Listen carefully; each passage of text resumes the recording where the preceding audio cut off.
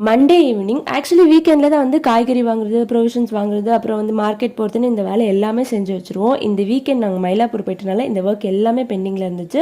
சரி, ஹஸ்பண்ட் ஆஃபீஸ்லேருந்து கிளம்பும்போது கால் பண்ணியிருந்தாங்க, வாங்க கடைக்கு போகலான்னு. ஸோ நானும் விக்ரமும் ரெடி ஆகிட்டு கடைக்கு வந்து கிளம்பி போயாச்சு. பக்கத்தில் இருக்க ஒரு மார்க்கெட்டில் தான் போயிருந்தோம். காய்கறி எல்லாமே ஃப்ரெஷ்ஷாக இருந்துச்சு. லாஸ்ட் டைம் வாங்கியிருந்த காய்கறி எல்லாமே சூப்பராக குக் பண்ணி முடிச்சனால ஹஸ்பண்ட் என்ன குட் கேர்ள் அப்படின்னு சொல்லி அவார்ட்லாம் கொடுத்துருந்தாங்க.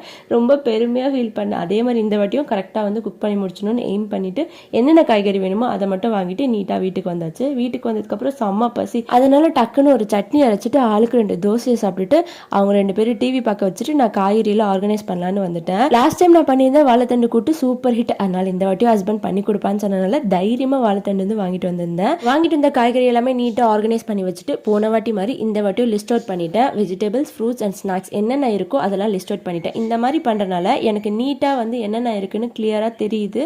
ஸோ எதையும் நான் வேஸ்ட்